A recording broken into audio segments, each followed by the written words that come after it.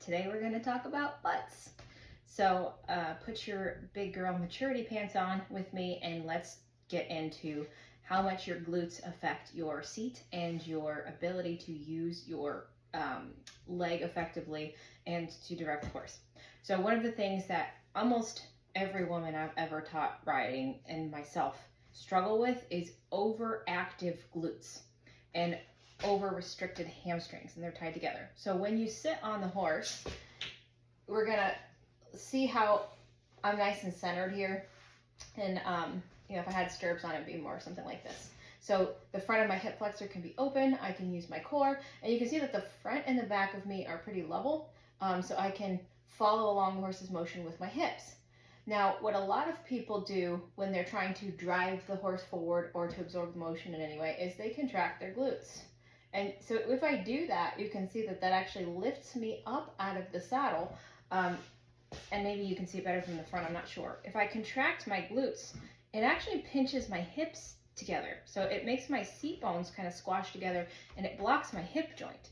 So if I'm trying to drive the horse forward, and something I teach a lot that is often misunderstood is to maintain the horse's rhythm and tempo with your hip. You're basically moving along in the horse's, in the pace you want the horse to go, so your seat dictates that movement. A lot of people misinterpret that or accidentally do what I call the humpy pumpies, where they push with their glute.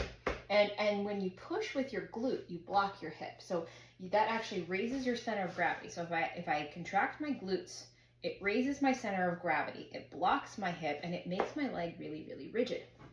So in order to have like a breathing and rhythmic and fluid aid, and that doesn't mean like super mamby-pamby soft, can't touch the horse aid, I mean breathing and fluid, which can come in all degrees of amount. It can be anything from small to a little bit more firm, but it is rhythmic and fluid given in the rhythm of the gait you're in. So if you want the horse to accelerate a little bit their tempo, then the aid is like on, off, relax. It's not just like a clamp, okay? So if I contract my glute, the only thing I can do is clamp. So what I often tell my riders to do in order to follow the tempo or create a driving aid through the seat and leg without contracting the glute is to imagine that their front hip pocket or the front of their belt is being pulled forward. And I'm not on a horse, so it's not as easy with this chair to show you what it would look like with that forward movement, because this thing obviously doesn't move forward. So, but imagine you're being pulled forward as opposed to trying to drive forward. Because when you try to drive forward, usually the glute is a huge muscle. It's a very strong muscle, and it likes to be used because it's very strong. So when you have a hammer, everything looks like a nail, right? So you're going to contract the glute and push from behind, and that's actually going to block your hip from allowing the horse to go forward through you. So it's very important that when you sit on the horse, you relax your glute. You relax your hamstring and you let your core do the driving. You let your hip follow. So your core actually controls your hip and allows the hip freedom.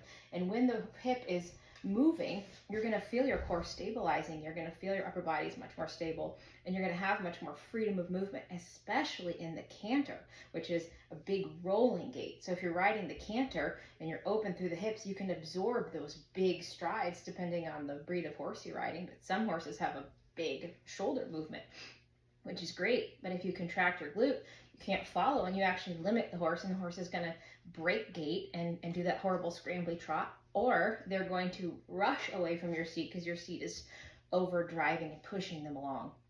So this is another topic we could get into in another video, but the difference between a deep and a light seat. But if you want your hip to be following the horse's motion or creating the horse's motion without interrupting, you need to get your thigh down, open the front of your hip, and relax the glute. You need to make sure your glute is not shoving you along, but your core is pulling you along. So that's essentially something for you to think about when you get on the horse is when you use your leg aid or when you try to get the horse to go or when you're trying to do anything, do you get the humpy pumpies, or can you be pulled along by invisible forces of your core stability? But is your glute over helpful?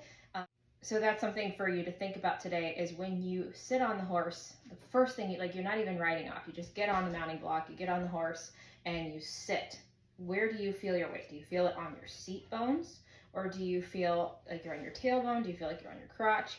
When you ask the horse to go, does your glute squeeze the horse to go forward? Because that will absolutely block them from being able to go forward, and you're going to have to come in with more leg.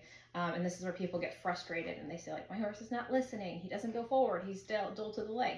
And a lot of those things might not be true. The horse might simply be blocked. So relax the weight down, spread it around over what we call the 3-point seat. 2 seat bones, your pubic arch. So you make a 3 points, sit on it, and then move forward. Sounds simple, but if you have the humpy pumpies, it's really hard to override those. So that takes a lot of practice. It takes a lot of experience. It takes a good eye to help you in the saddle, and it takes rewiring your habit. So anytime you go for the leg, or you go for the whip, or you go for the rein, know your glutes are going to try to squeeze like a basketball and bounce you off the saddle, and you're going to have to really be committed to making a new cycle. And think of it like it takes like what, 10, 12 repetitions to create a habit, and a bazillion and a half to make a new habit. So if you have that habit, you're looking at a bazillion and a half repetitions of a new habit to put in to where that is your cycle. So when I was relearning this, it took me a long time, very arduous time of having really good instruction help me to break that habit. So don't despair if it's hard for you. It feels hard because it is hard. It's a lot easier to learn to ride well in the first place, but not all of us have that benefit. So that's your takeaway from today, is think about your butt.